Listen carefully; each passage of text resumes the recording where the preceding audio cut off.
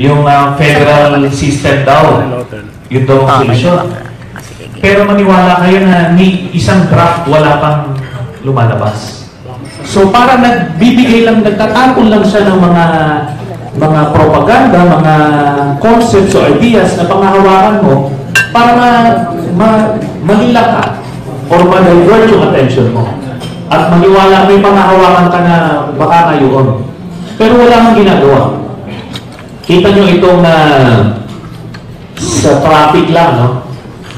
Nagsabi sila na dami ng mga proyekto. Teka muna, isang taon na lumipas, isang proyekto na magre-resolve ng traffic, wala silang ginawa. Di ba? Kung propaganda lang pinag-uusapan, talagang umaarapaw. Na-master na nila. But I don't see anything moving. And hindi ito dahil opposition ako, no? Kundi talagang wala akong nakikita. Ano?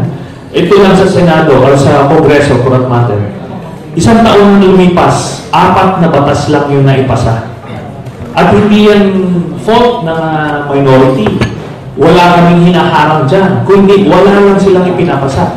On the contrary, yung members pa ng minority sa Senado ang may pinakamaraming naipasa. So, doon mo makikita kung ano yung capability nila as an organization, as an administration, yung individual capacity ni Duterte as a leader that can inspire people to move to a certain direction, kulang. Bakit daw po yung strong leadership ni Pangulong Duterte, kinikilala ng lahat, kinatatakutan din ng iba, minamahal din ng iba, pero bakit sa kanyang underlings, normal yung nagbabakbakan? Doon na nga yung leadership na sinasabi nila ni Duterte ay on paper lang, yung reputation lang niya, yung naninindak siya, no? Pero hindi yan yung tunay na leader na pagkakaalam namin, ano? Kasi bilang dati sa bisyo, we give premium to leadership. So yan yung pinag-aaralan namin, ano, na gusto. Wala naman siya Wala naman siyang ginagawa in that regard. Hindi siya nagsiset ng direction, hindi siya nag-i-influence ng mga tao niya to move in that direction. In short, he's not a leader. He's just a tyrant. Or parang hari na gusto ko ganito. Tapos bahala na. Wala na. Wala nang follow-through, walang nagre-report sa kanya, wala siyang pina-follow up na for feedback. Kasi nga, wala namang vision na sinet, which is the first thing na ginagawa ng isang leader. Ito ang gagawin natin, ito ang pupuntahan natin. Ito ang paraan pa paano tayo pupunta dyan. So, ito gagawin mo. Ito lahat. Nakakamada lahat yan. Wala silang ganon. Nagkikwento lang siya. Mura-mura lang dito, magpapatawa, tapos alis na. That's not the kind of leader that we need as a people. Kumita natin kasama sa media, just raise your hands and raise your voice. Yes, mo. Sige po. Sir, ano muna, comment niyo muna. Sir, okay lang, ibang topic na po. Comment niyo lang, sir, doon kay Senator Manny Pacquiao yung naging fight kahapon na sadly po na talo siya, sir. Ako po, being a boxing fan, ay talagang tagahanga ako ni Senator Manny Pacquiao. At I share yung observation ng mga karamihan na nadaya siya dun sa pagkapanalo niya. At ako ay umaasa na someday makakabawi si Sen Manny sa pagkatalo na yan. Ngayon, kung maglalaban pa ba siya o hindi, sa akin kung kaya pa niya, sa paniniwala niya, kaya pa niya, ay go lang. At he should continue to make us proud as a people. Sir, follow up lang. Sir, kasi sa House, nung kongresista siya, ang dami niyang absences dahil nag-focus siya sa training niya. While he was in Senate, halos walang absences. So, sir, naka-apekto mo kaya na nag-focus siya sa Senate work niya? Hindi naman. Kasi meron yan silang timeline ng training So, ino-observe ni Sen Manny yan kung kahit na may session, religious yung kanyang training program. And nakita naman natin, panalo naman siya dapat So, hindi na siya nag-absent, tapos panalo pa siya dapat. So, sabihin, na nababalansin niya yung dalawang interest niya. Speaking of absent or absences, ano po yung reaksyon? Meron akong kilalang mama, matagal kong sunod-sunod na nawawala na kung ilang araw. Ako, I believe merong problema talaga. Kasi ilang factors yan, is either may problema sa kalusugan, which is a concern, or may problema sa work ethic, yung tipong tamad. Kasi may reputasyon ito si Duterte sa Davao na tamad ito Hindi ito pumupunta sa City Hall, hinahayaan lang yung mga department heads mag-govern. Hindi yun especially not now. Not at this time na maraming krisis na kinakaharap ang ating bansa. Ngayon kung sinasabi niya pumupunta sa mga kampo, hindi dapat maganda nga ma-cover yan para malaman ng mga kababayan natin, lalo na yung mga sundalo na may malasakit itong ating presidente. Pero ito, missing in action totally So, matinding problema. Kumusta daw po ang mga government institutions after a year of the Duterte presidency? Sa atin, may mga institutions na sinisira. Nauna na nga yung police.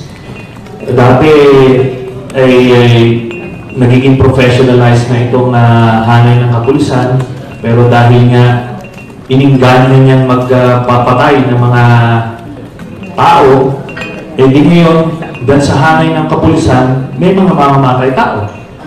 Paano yan? Paano mo magdidisiplina yan later on? Nakita na natin nung sa salaysay ni Mr. Las Cañas, na una, akala nila trabaho, kumapatay sila ng mga petty criminals, pero later on, nung may nag-offer na ng pera, so naging contract killers na sila, ang pinapatay na ay media people or kalaban sa politika or contract killing, yung mga negosyante kalaban ng ibang mga nag-hire sa kanila. So, ganun yung isang institusyon na sinira. Ngayon nga, itong AFP ay iniinggalan niyang mag-rape at pumatay ng sibilyan ko ano man. Ito ang fear na baka ito yung next na masisira. Ganun din sa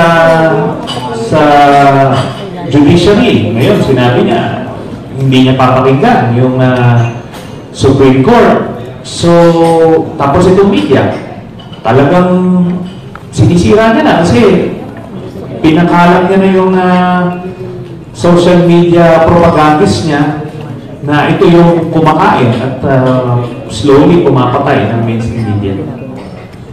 Opo. Ano ang pinakasirang institusyon? Of course, maliban na sa pulis. Nabanggit niyo. Sa akin, itong Senado na dati ay yan ang last bastion of democracy. Ngayon, wala na, para na rin kaming mga tuta nitong administrasyon na to, ni ayaw mag-imbestiga So, takot. Dito ka makakita ng mga senador na takot. Kunyari, hindi, kaalyado. Kaalyado ka na lang kasi ayaw mong aminin na takot ka. Gano'n na lang. Especially those handling committees na dapat nasa forefront nitong pag-check ng mga abuses ng administrasyon na ito. Yung mga ibang senador na ang hawak nyo naman ng committee nasa periphery lang, ginagawa yung trabaho, pero yung mga dapat sana na pumuna, wala sila yung mga bahagang punto. Kumusta po ang corruption ngayon sa gobyerno? Natakot din po ba sa Pangulo? Hindi. Based dun sa aming information, laganap ang corruption. at hindi na bago. Ano? For that matter, mas lumala. Walang ano na ngayon eh. Ngayon kanya-kanyang diskarte yan sila. So, anyway, lumalabas naman na slowly, pa isa-isa. Pero at some point, yun na nga, magpuputukan lahat yan. May paborito pong inaatake. Ang termino ay dilawan. Pero pa ba talagang dilaw? Kasi titingnan ko yung liderato ng Senado at saka ng Kongreso na dating mga supposedly dilaw, wala na to. Sila kumaatake sa dilawan. Alam nyo kasi, style ng mga propagandista yan, na kailangan mong gumawa ng kaaway, kailangan mong maghanap ng blame para yung pagkukulang mo ay meron na pagbabalingan. So, yan po ang ginagawa nila. It's a classic case of propaganda tactics. Kaya, ayan po, mag-create ka, sabihin mo, itong dilawan, sila yung dahilan itong lahat ng problema, tapos pabrandingan mo. But ako, hindi naman ako dilawan. Member ako ng Nationalista Party. So, paano ako ngayon? Anong branding sa akin? Anong tawag yan? Set B. Somebody else to blame. Set A. Somebody else to accuse. But anyway, kumusta po ang agrikultura na 70% ng ating mga after a year of Duterte presidency, 70% ng Pilipino nakasandal sa sektor nito? Dito sa agriculture sector, again, nag-aantay tayo ng something significant. May isang flash program lang to modernize the agriculture para mag-increase yung ating productivity or maging efficient yung ating agriculture sector. Pero wala na naririnig. In fact, ang pinag-uusapan is kung gaano marami yung import. So, ibig sabihin nun, talagang inefficient pa rin yung ating agriculture sector. Tapos, nagko-contract. Dahil lumiliit yung ating itong mga lupain na ginagamit pang agrikultura. At meron mga impormasyon na may mga Chinese businessmen na ito galing sa mainland China na sila ay nag-long-term lease ng mga agricultural lands. Tapos, yung produce nito diretso sa China. So, tapos sila na rin yung nito, ang mga farmers dito. So, ngayon yung mga lot owners, nag-cash in na sila, long-term lease. Pero ngayon, ang gumagamit at nakikinabang ay some mainlanders. So, yan, it's a phenomenon that is happening at kailangan matignan. May kasabihan po ng Pilipino raw, maiksi ang memory. Hanggang 14 days lang ang memory on the average ng Filipinos. Ayun ba na-record yung mga pangako ng Pangulong Duterte? Ang opinyon ng ilang senador sa gradong ibibigay kay Pangulong Duterte sa unang taon ng kanyang administrasyon. Pero ang numero unong kritiko ng palasyo na si Senador Antonio Trillanes nanindigan na bagsak ang Pangulo. Umaaksyon si Mian Los Baños. 8.5 hanggang 9. Ito raw ang ibibigay na grado ni Senate President Coco Pimentel kay Pangulong Rodrigo Duterte sa kanyang unang taon sa palasyo. Alam mo naman yung slogan ni President Duterte, change. Ang dami nating naramdaman na pagbabago. Pero para kay Senador Chis Escudero na isa pang kaalyado ng Pangulo, wala pa masyadong dapat asahan sa unang taon ng bawat administrasyon. Ito raw kasi ang panahon na tinutuntun pa lang ang direksyon ng mga programa. Gayunpaman, kapuri-puri na rin naman daw ang matatag na ekonomiya ng bansa sa kabila ng kaliwat ka ng problema. Sasabi natin nasa tamang direksyon para ng ekonomiya ng bansa at yan para sa akin ang pinakamahalaga. Ang pagsugpo sa problema ng droga at kriminalidad sa loob ng 3 hanggang 6 na buwan ang isa sa pinakamalakas na pangako ng Pangulo sa kanyang kampanya noong nakaraang taon. Umpisa pa lang, may ilang mambabatas na nagduda kung posible nga ba ito. Kalaunan ay inamin din ng Pangulo na hindi matutupad ang pangako. Para sa ilang mambabatas, hindi ito malaking lamat. Baka nga kulangin pa ang 6 na taon niya para maresolbahan ito. Pero ang mahalaga, nakatutok na ang gobyerno dito at hindi napapabayaan tulad sa mga nagdaang administrasyon. Pero ang numero unong kritiko ng Pangulo na Senador Antonio Trillanes, binira ang anyay kapalpakan ng gobyerno sa isyu ng iligal na droga. Kasi yung addict, pagka hindi mo nireforma yan, babalik at babalik siya sa kanyang bisyo. So, meron pa rin naman sila na pagkukuhanan ng droga. At hindi naman sila na-rehabilitate. Dagdag pa niya, mas bumigat pa ang ilang problema sa unang taon ng administrasyon. Basic problems like yung traffic sa Metro Manila, yung MRT na issue na ginamit kay Pinoy, isang taon na nakalipas ay mas lumala yung sitwasyon.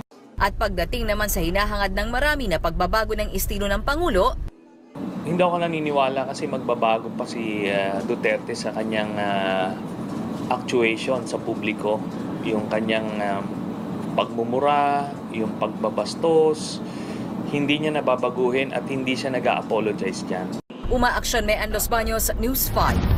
Sir, how would you assess your first year now? This is your first year now. Bagay ka sa ano mo. Wala ko, I do not make any assessment. I only make assessment after my term. Kasi I'm going, it's a roller coaster actually. While you are there, it's a roller coaster. So it should be at the end of the ride. And that will, if I get to leave, then I tell you, if I don't exist anymore by that time, you make your own assessment.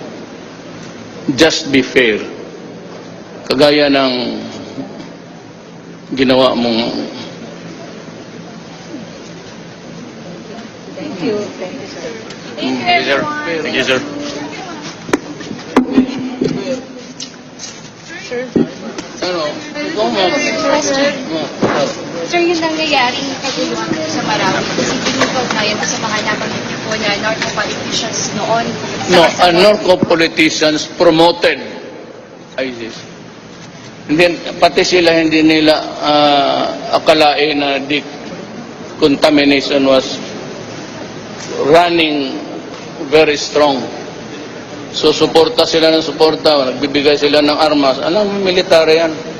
At yung droga, hinahayaan nila, they kept a blind eye because nakikinabang sila. Thank you. Bye-bye. Ngayon, sa kailan matapos to? I said, I am not a census taker. I do not study what's happening on the field. So I'll have to ask the people who ask me to do something about it. So it would be the Armed Forces, Lorenzana, and the PNP. For as long as they say it is not safe for anybody and everybody, then martial law will continue to exist in Marawi. And maybe in some parts of the Visayas if there is a spillover. Mahirap kasi yung, the drug scene before. I identified Iloilo as the bedrock of drugs. Kaya pala because they were exporting most of the drugs to Iloilo kay Udikta. And dito sa Eastern Mindanao, si Albuera Mayor. Ngayon, there's a case against the police, allegedly for murdering him. And may I now tell you, the police and the military men here, that I will never, never, ever allow a policeman or a military man going to prison for doing his duty. That was my order. Everything that happens now is in accordance with my order to declare martial law.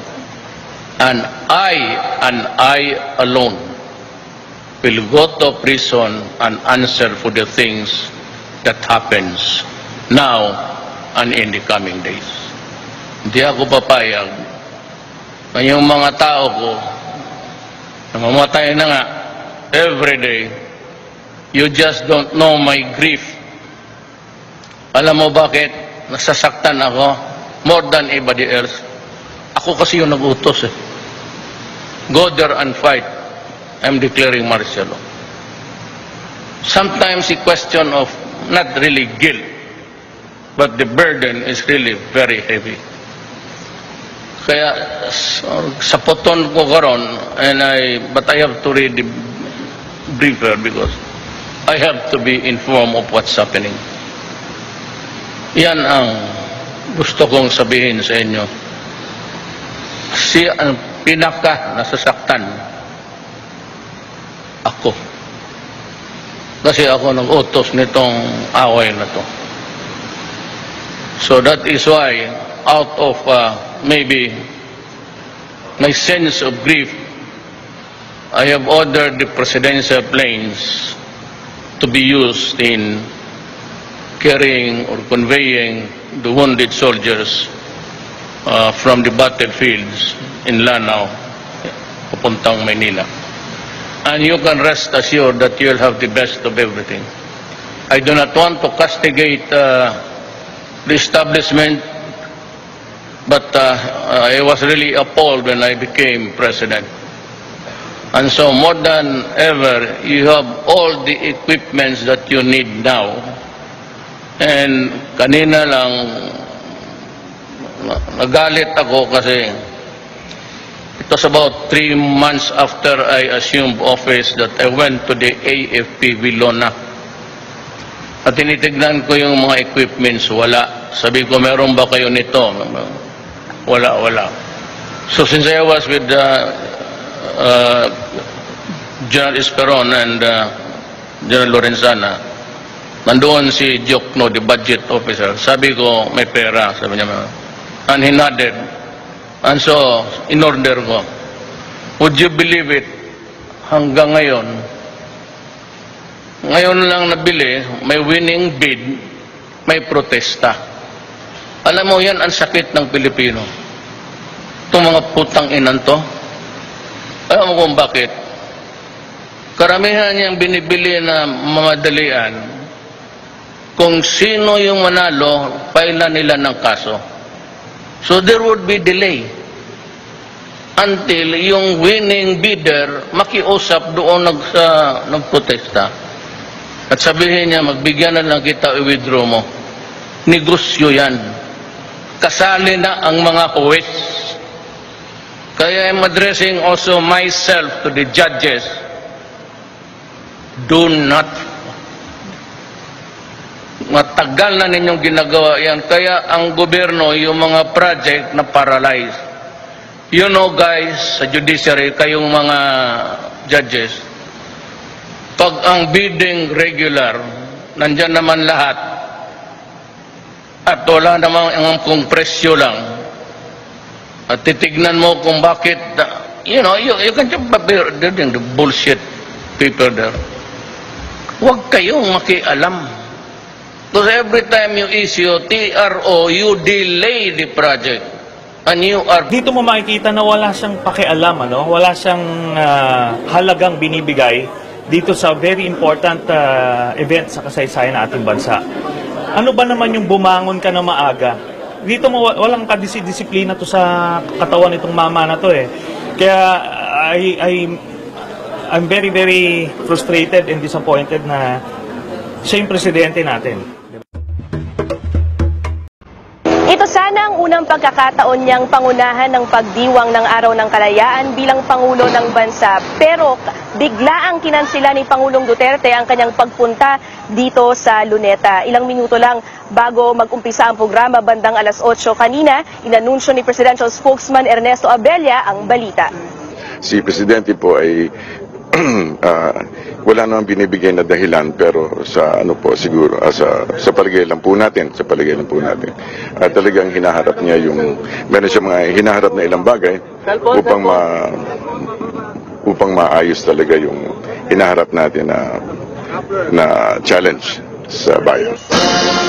Si Vice President Leni Robredo bilang sunod na pinakamataas na opisyal na nandito ang nanguna sa flag raising at wreath-laying ceremonies. Katabi niya kanina si Foreign Affairs Secretary Alan Cayetano na naroon bilang tinatawan ni Pangulong Duterte. Ayon kay Cayetano, bandang 5:30 to 6 a.m. na raw siyang nasabihan na hindi makakarating ang Pangulo. Aniya, pagod raw ang Pangulo at kailangan magpahinga mula sa sunod-sunod niyang pagbisita sa mga sundalo sa iba't ibang kampo ng bansa. Tila naging mahaba rin daw ang gabi ng Pangulo dahil sa kanyang pagsalubong sa mga labi na mga sundalong dinala sa Villamor Air Base kagabi. That's why he's resting or hindi siya nagpilit na magising kasi napakahirap ng 2-3 oras lang tulog mo. It's just that he's not feeling well, no? So puyat na puyat at pagod, no? Nothing to worry about.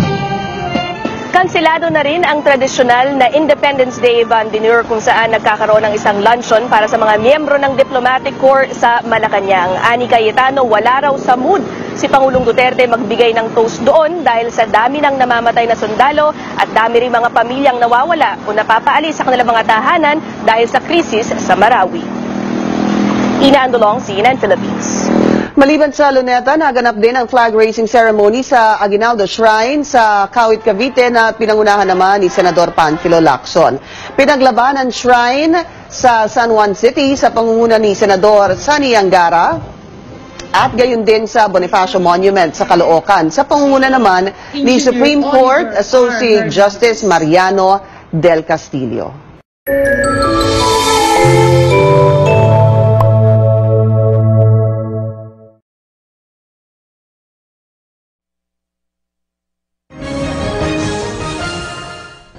Magandang umaga, bansang Pilipinas. Kinansela ni Pangulong Rodrigo Duterte ang kanyang aktibidad sa Rizal Park sa Maynila kaninang umaga. Ayon kay Presidential Spokesperson Ernesto Abella, hindi nakarating sa Rizal Park ang Pangulo dahil meron itong napaka-importanteng bagay na kailangang asikasuhin. Sa halip, si Vice President Leni Robredo ang nanguna sa selebrasyon sa Rizal Park bilang highest-ranking official sa nasabing aktibidad, kasama si Foreign Affairs Secretary Alan Peter Cayetano. Nauna nang kinansela ng Pangulo ang tradisyonal na Independence Day Vandinur na ginagawa taon-taon sa Malacanang upang pagtuunan ng pansin ang kasalukuyang kaguluhan sa Mindanao.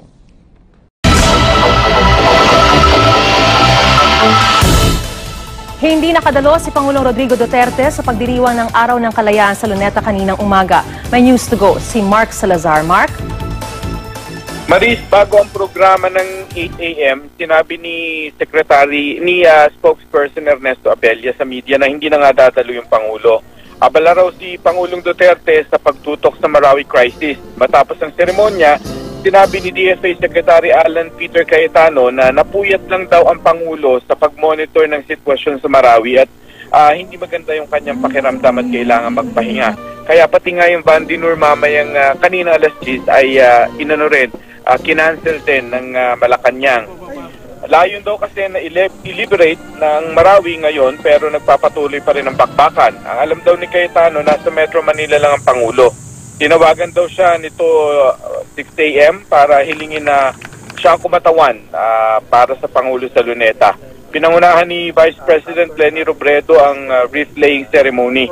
Kaugnay naman doon sa tulong Maris ng Amerika sa Marawi, sinabi ni Cayetano, nasa ilalim naman talaga ng Visiting Forces Agreement at saka yung EDCA, yung Enhanced Defense Cooperation Agreement. Maaari namang magbigay ang Amerika ng technical support o intel sharing halimbawa. Hindi naman daw lahat dapat ipaalam pa sa Presidente. Ang AFP Chief of Staff ang susuri raw kung alin lang yung kailangan pa ipagpaalam sa Pangulo. Kinancel na rin nga yung traditional Vandinur at pagkatapos ng programa ay umalis din sila. Pakinggan natin yung ilan sa aming mga interview sa mga opisyal na nandoon. It's just that he's not feeling well, no? So puyat na puyat at pagod, no? Nothing to worry about, no? I think he's here in Metro Manila. He doesn't feel like giving a toast kahit symbolic na namamatay yung mga sundalo. This is a cooperation that has continued for some time now.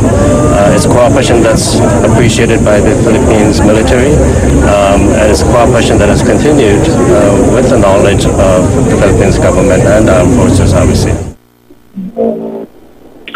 Si Vice President Leni Robredo naman, Maris, hindi na rin nag-unlock ng interview sa media. Maris? Maraming salamat, Mark Salazar. Pinangunahan ngayon ni Pangulong Rodrigo Duterte ang buong sambayanan sa pagdiriwang ng ika-119 na anibersaryo ng Araw ng Kasarinlan ng Pilipinas. Ito ay sa pamamagitan ng pagkatawan sa Pangulo ni Foreign Affairs Secretary Alan Peter Cayetano at Vice President Leni Robredo sa seremonyang ginanap sa Luneta. Ang ulat mula kay Rocky Ignacio. Sinimula ng anibersaryo ng ika-119 na Araw ng Kalayaan sa pamamagitan ng pagtataas ng watawat ng Pilipinas. Mula sa sentro ng selebrasyon sa Rizal Park, sabay-sabay na itinaas ang watawat sa iba't ibang makasaysayang bahagi ng Pilipinas.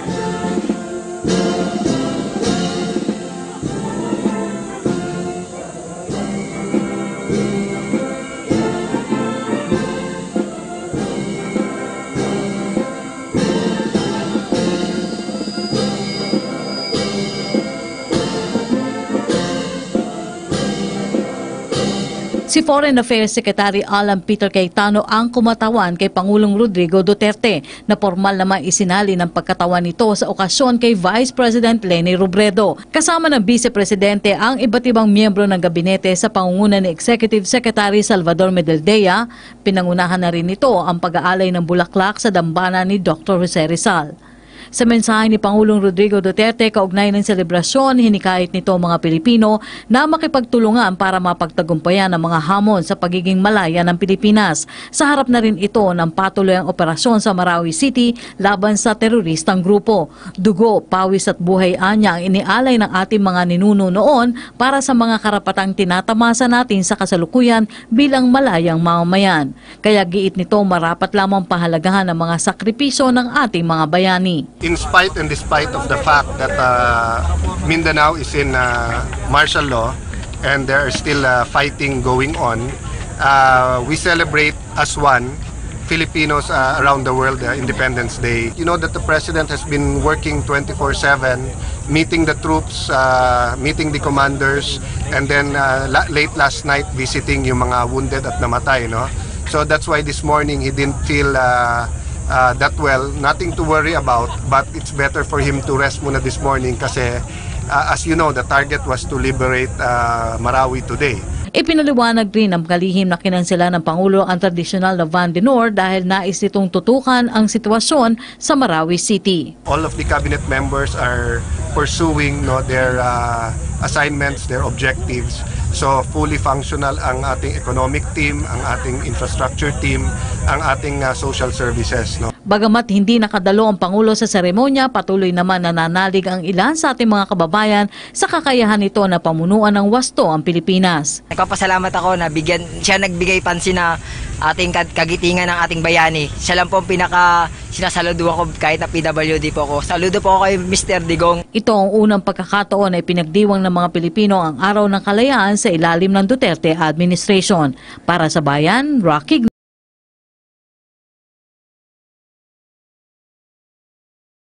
Pagbibigyan mo ng palugid dito si Duterte, ang susunod dito yung buong Pilipinas na.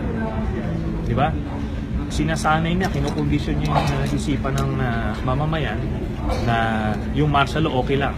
Hindi yan. Extreme option yan. Ano? Ang requisites nga niyan ay invasion o rebellion.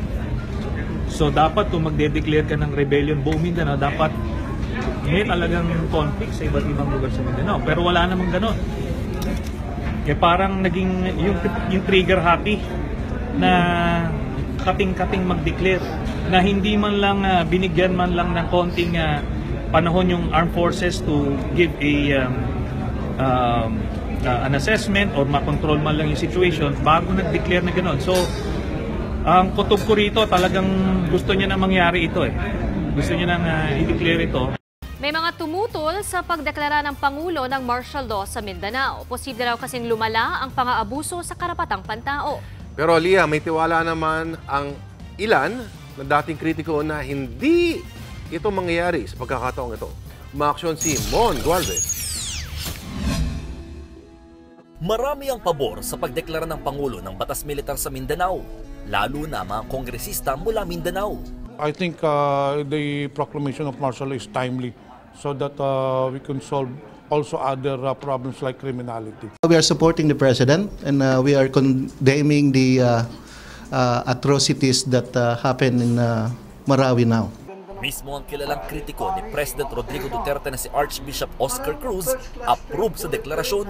Ang daming grupo na iba't iba ang layunin at talaga namang pag-aalsa ang talagang kanilang panay na sinasagawa, no? Parang gusto nilang silang maghari at sila ang mamuno dito sa ating bansa. Tiwala ang political analyst na si Clarita Carlos na hindi ito mauuwi sa abuso gaya na nangyari sa panahon ni dating Pangulong Ferdinand Marcos. Talintali ang kamay ng presidente ngayon, ibang-iba yan sa Marcos regime. Kasi ngayon kailangan ng Kongreso mag-convene at dapat suportahan nila yung sinabi ng presidente at marami pang limitasyon. Ganito rin ang pananaw ng Integrated Bar of the Philippines. Suportado raw nila ang hakbang para matigil ang gulo sa Mindanao. Pero hinihikayat ang AFP na mag-ingat at huwag umabuso. Bagay na ipinangako raw ng hukbong militar sa Vice Presidente. Ako sila na talagang pangangalagaan yung basic na mga karapatan ng ating mga kababayan. Pero meron pa rin nagduda para kay Senator Risa Hontiveros. Kung nalalabag na raw ang karapatang pantao sa panahon ng kapayapaan, paano pa raw sa ilalim ng martial law? Tingin pa ni Bayan Muna Congressman Carlos Zarate, may nagtutulak lamang ng sariling agenda sa gabinete. Kami ay naniniwala na yung basihan ng pagdeklara ng martial law sa buong Mindanao ay tinutulak ito ng mga militaristang elemento sa loob ng kabinete ng... Hindi naman nagulat si former Senator Bongbong Marcos sa deklarasyon. Dahil maraming alam ang Pangulo na hindi natin alam. At yun ang pinagbabasihan niya ng kanyang desisyon. So, but I know the President, I know his character, I know his adherence to the law. Siguro palagay ko, kung ayaw niyang siguro gawin to, pero yun na nga, napilitan siya. At ginawa niya dahil sa kanyang pananaw, in his best judgment, talagang kailangan na. Kampante naman ng business sector na panandalian lamang ito at makakatulong pa sa investors. There may be some transitory or temporary cautiousness, but in the end, I think it will lead to a positive impact on sentiment. Sina Senador Manny Pacquiao at Bam Aquino naman nanawagan na isang tabi muna ang politika. Hindi raw ito ang panahon na magkawatak-watak ang bansa. Umaaksyon! Mon Gualvez, News 5! Kayo mismo, ano yung gusto nyong masiguro dun sa declaration so that it will not be abused? Well, yun nga, dapat lang walang abuses. But I think the armed forces is professional enough to handle the situation na talagang pick targets lang. Kung ano lang talaga yung the root cause of the proclamation or the main reason, which is the Mountain Group, which is, by the way, ayaw din natin mag-escalate because alam naman natin yung ISIS, di ba? They want to control territories just like in Syria. So, mainam na rin yung merong, sa akin, this is my personal view, and I will express this if and when we discuss with our fellow senators. Pagbigyan na muna na i-contain talaga ng military yung situation because hindi simpleng matter ito to contend with because we're dealing with armed groups and parang may religious war going on as they would want to project, diba? Ganyan yung ISIS. In fact, they were targeting Christians in that area. That's as far as the information that was relayed to me this morning. Failure of intelligence ba yun? Failure of intel? No, you can call it that kasi paanong nakapasok yung ganong karaming armed group. Tapos at the time when the PNP was conducting operations sa Pilon. So di ba kailangan we should have learned our lesson already from Mama Sapano. No, kailangan pati pag-extricate kasama sa plano, pati yung cover, yung buffer, lahat na dyan. But why did it happen again? But hazy pa naman yung mga reports, so we need really to find out what actually happened before we give judgment kung mayroong bang failure or not. So warranted ba sir na entire Mindanao kahit na Marawi lang sir yung may gulo? Well, the President will explain that in writing when he reports to Congress. So we might as well wait for the report of the President before we render any judgment on the decision to proclaim martial law. Sir, tama ba yung decision ng Presidente na huwag nang tapusin yung visit sa Russia at Myanmar because of that situation? Of course, tama yun. Kasi maski state visit yun, something is obtaining here, especially in Marawi City. Dapat talaga yung Commander-in-Chief should be present. Sir, may mali ba dun sa nangyaring trip to Russia na parang lahat nung mataas na post sa security, dealing with security, nandun lahat. Kaya tuloy nung nangyari doon in command. Well, maliit naman ang mundo eh. Maski naman nasang lugar yung mga commanders, they can easily direct operations on the ground. So, sa akin, di masyado malaking issue yun. The world has become smaller and smaller because of technology. Sir, yung all senators caucus, kailan yung nag-usap kami at least ni Senator Lauren, and I think she already called the attention of Senator Soto and Senator Recto, because wala yung Senate President, that we hold an all senators caucus just to discuss among ourselves muna, being the other half of the Congress as an institution. Maski sabi ko, maski by sheer numbers, talaga irrelevant naman kami. Pero at least, pag-usapan namin. Before session? Before session. Yun ang suggestion. I don't know if they're present or we can muster enough members to hold a caucus. But the joint session will not happen this afternoon. Hanggang hindi pa nakapag-report ang Presidente, hindi pa mag-joint session. Pag nag-report na, and that's within 48 hours, and the President is arriving this afternoon, so probably, give or take tomorrow or this evening, he will already render a report, either personal or in writing. Yan ang sinasabi ng Constitution. So yung pag-continue sa joint session, kailangan ba within 48 hours? Within 24 hours after the 48-hour period. So pwede ba nyo invoke na voting separately at talagang jointly? Hindi, malinaw sa Constitution. This is unlike the provision on charter change. Ito malinaw talaga, voting jointly. Simple majority, sinabi doon. Sir, hindi ba na-clarify yan dun sa nung nag-joint session nung nag-martial law sa Mamasapan, no?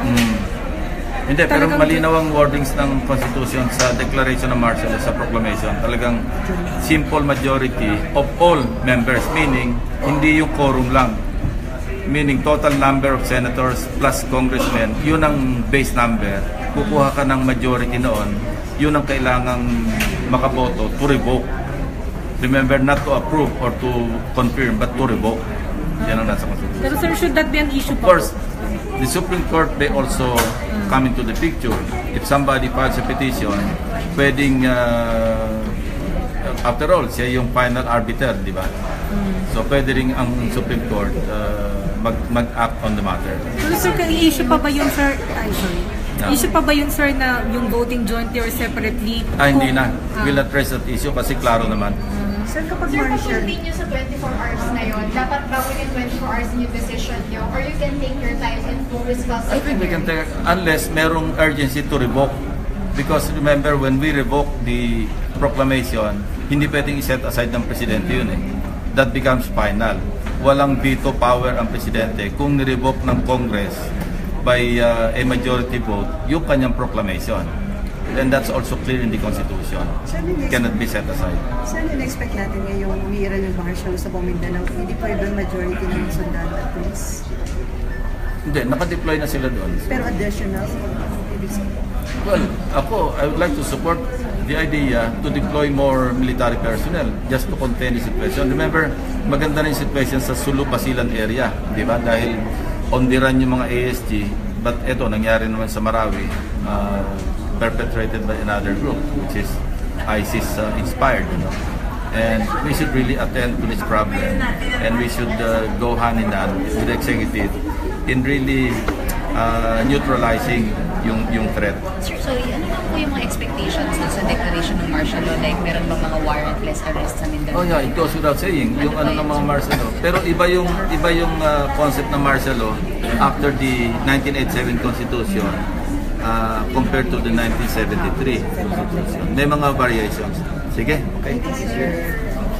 Pero sir, dapat hindi ito nationwide ng martial law, diba? Pwede niya doing any part thereof, pwede sa mag-declare nation. Ang mga malisyosong paratang ni Trillanes, hindi niya raw alam kung saan siya nanggagaling at kung nasa matinong pag-iisip pa ba ang senador. Ano bang aim? Bakit pursigidong ipalabas o ma-prolong pa, ma-extend pa yung hearing? No? Isa lang naman to bring down the administration. Senator Panfilo Lacson says that he has been there and was once a part of the group who planned the destabilization plot to oust then-President Gloria Macapagal Arroyo. Pero ang sinasabi ko, I'm just stating the fact based on my own analysis. Kasi sabi ko nga, galing na rin ako dyan naging part na rin ako ng destabilization during the past administration, not under the under President Aquino, before that. And I know a destabilization activity when I see one. So yun ang naging basihan kung bakit parang this looks or this sounds familiar. Based on their observation, it is clear that there is a plan to destabilize the Duterte administration. First is the perseverance of Senator Antonio Trillanes to extend the hearing and let Las Cañas talk. His visibility in different networks and media outfits, and the attendance of international media every time the extrajudicial killing is heard. Lacson added it is but natural to think of a way to oust a president if they believe he is not performing well via a constitutional way. On the explanation of Trillanes that he only wants to come out with the truth, Lacson has this to say. Pero ano yung goal? Just the truth? Come on. No, we were not born yesterday. All of a sudden, ang goal mo lang is to just expose the truth. For what reason? For what purpose? And what is the objective? The senator even compared those planning the destabilization to an ostrich. Ba't natin ipag-deny pa kung malinaw naman? Alam mo sa amin, sa probinsya, may kasabihan na, di ba, yung, sabi natin ostrich, di ba, nakasubsub yung ulo, kita naman yung buntot. Alam mo, Trillanes, kung talagang matapang ka, mag-file ka ng kaso. Anak kang nanggunggong Putak ka ng putak, para kang baklang sundalo. Di ba? Matapang ka kunyari. Di ba? Nag-okay mutiny ka pa nga anak ka ng tipaklong, kahit ng isang bala, hindi ka nagpaputok na nagpunta ka ng mutiny Nag-lead ka pa kamo doon. Anak ng tipaklong naman, para kang putak ng putak. Tinitira mo na tinitira si Duterte. Mag-file ka ng kaso. Mag-ano ka ng affidavit mo. Yung affidavit mo, based on hearsay, tanga ka pala Di ba? Alam mo ba kung mananalo ba yan sa kaso? Ha? Halatang-halata paninira ka lang. Dahil kung talagang naniniwala sa iyo mga tao, dapat mataas ka sa ranking, no? Diyan sa mga survey. Anak ng tipaklong, ikaw ang pinakakulilat sa lahat ng vice presidentiables. Di ba? Ibig sabihin, hindi sa iyo naniniwala ng tao. Alam na alam ng mga tao na ikaw ay barking dog ng mga putang inang Aquino. Okay? Kaya manahimik ka. Bicolano ka pa naman, bakla ka. Bakla ka taga Bicol. Nakakahiya ka. Nakakahiya ka taga Bicolano. No? Nintik sa'yo. Dapat sa'yo, magpakamatay ka na. Punta ka nun sa China. Dahil treason ka naman, di ba? Traitor ka. Punta ka ng China. Doon ka nararapat. Kasi doon ka nakikipag-meeting. Di ba?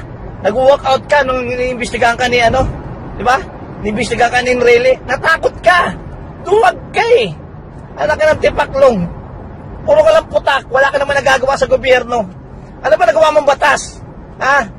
Anak ka ng tipaklong. Ikaw pa pinakamaraming konsultan. Putang ina, dami mong konsultan. 60. Yung di puta sinasayang mong pera ng mga taong bayan. Kaya manahimik ka. Putak ka ng putak. Ayusin mo muna sarili mo. Yung di putang Trillanes na to. Nakakainit ng ulo.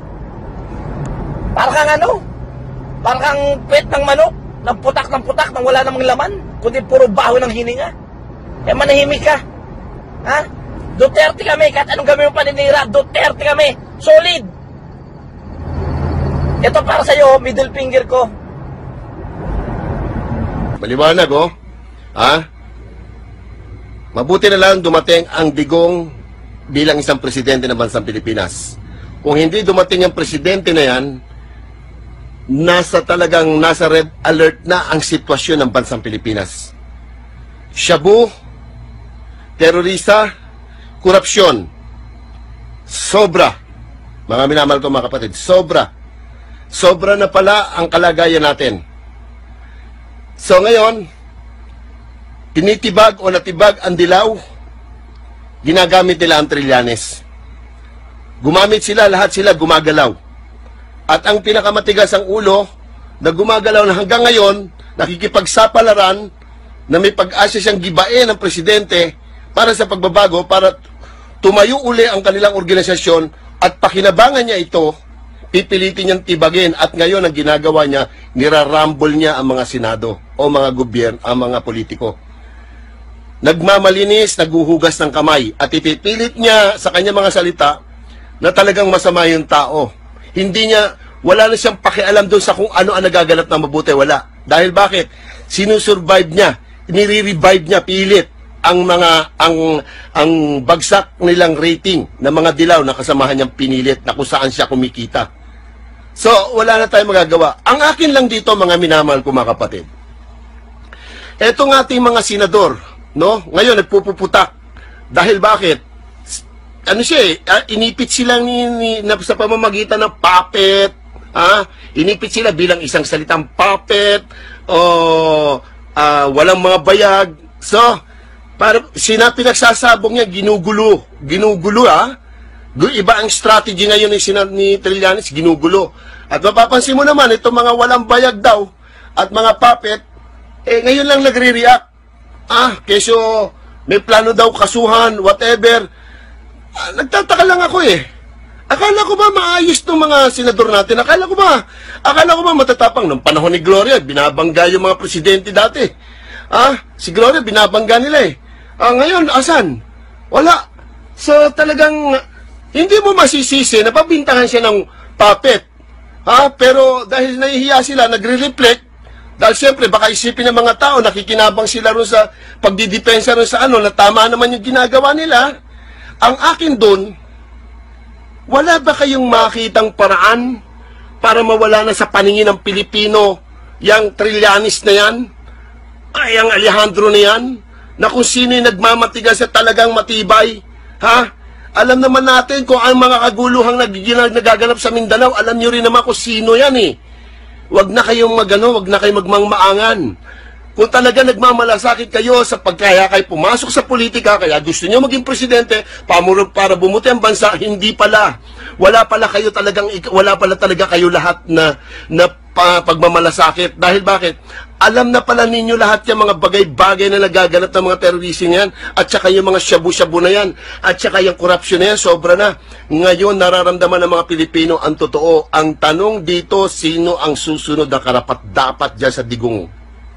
At tingin ko, wala ako nakikitang may bayag sa inyo. Yan sana yung Trillanes, may bayag. Kaya lang ang utak nasa kuko, nasa paa. Walang kwenta. Mga minamahal ko mga politiko, mahiya naman po kayo. Ang laking salapi pwede nang bilhin ng Pilipinas sa mga pinagnanakaw ng mga magnanakaw na politiko. Wag na ho tayo magmaang-maangan. Wag na ho. Lahat ho halos ng politiko nakamansyon sa iba pang bansa at ang kanilang mga anak, kunwari, dahil sa kabubuti ng bansang Pilipinas, kinakailangan magpatuloy ang kanilang mga anak na serbisyohan ng Pilipino. Kalokohan yan. Hindi ganun ang gusto ninyo. Alam ninyo, ang pera ng taong bayan, ang pera ng ibang bansa na pumapasok dito, kapakinabangan lamang ninyo. Yun lang ang hinahanap ninyo. Hindi yung para sa amin. Ngayon lang talaga nagkaroon ng presidente at ang Trillanes tinitibag na pilit ang digong para na sa ganon yung kanilang bumagsak na dignidad, kung dignidad ba ang tawag doon, maibalik nila para ang puwersa at kapangyarihan at salapi na kakikitain nila ay mapapunta sa kanila. At sigurado may mga pangarap din itong mga supot at duwa, itong mga supot na to na maging presidente at hawakan ng bansa.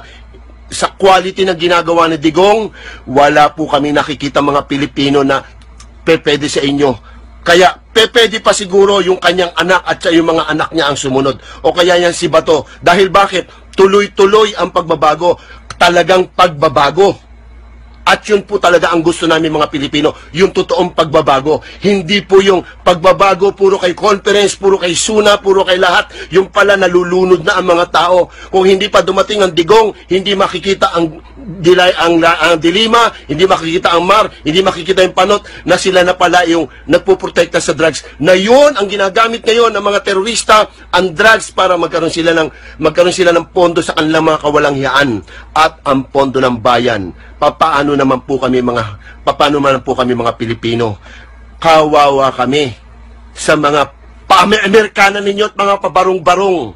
Magsitigil na po kayo ng kapoporma. Kung talagang gusto nyo ng pagbabago, sino si Trillanes? Sino si Alejandro? Sino si Ontiveros? Sino si Bamakino? Sino yung mga yan para hindi nyo mapigilan? Gumawa kayo ng paraan. Dahil bakit? Pagka gusto nyo kumita ng pera, nakagawa kayo ng paraan. Common sense, mga bossing, common sense. O talagang totoo yung sinabi ni Dugong, wala kayong mga bayag, mga na sinasabi, sa lahat ng mga tinanong ko, si Peter Lim ang pinakamalaking drug lord dito sa Visayas. Sabi ni Espinido, sabi ni Kerwin Espinosa, sabi ni General De La Rosa. O ngayon, andito siya, kakamayan niya si President Duterte mismo. I am not ready to make a judgment dahil picture yan. Then wag din natin gagamitin itong kay Senator De Lima. Otherwise, kung gagamitin natin itong guilt by picture taking, huli na natin si President Duterte. Kasi pinakamalaking drug lord, yung kakamayan niya. Totoo yun, ano? May picture si President Duterte kasama si Peter Lim, si Senator De Lima, may picture kay Kerwin sa Baguio. Ang kabihan lang, may statement si Kerwin, under oath, may statement si Ronnie Dayan, nagtugma, na may perang binibigay, napapunta kong kanino. Ngayon, kung si Peter Lim ay magbibigay ng affidavit na nagbigay siya ng pera kay Secretary Bongo at may statement din si Secretary Bongo at na ito'y binibigay niya kay Presidente Duterte, I think an impeachment proceeding is in order. Pero wala tayo dun hindi ba? I'm speaking not as an enabler and an apologist of President Duterte. In fact, I criticize when there's need to criticize. Ulitin ko, kung makakuha tayo ng pahayag, sinumpa ang salaysay ni Peter Lim na siya nagbibigay ng pera kay Bongo at si Bongo naman meron din pahayag na yung tinanggap niya yung pera at binigay niya kay President Duterte, then mag-impeach yung House, ako mismo, I can tell you right now, I will vote to convict President Duterte if and when the impeachment is transmitted to the Senate. Pero walang ganun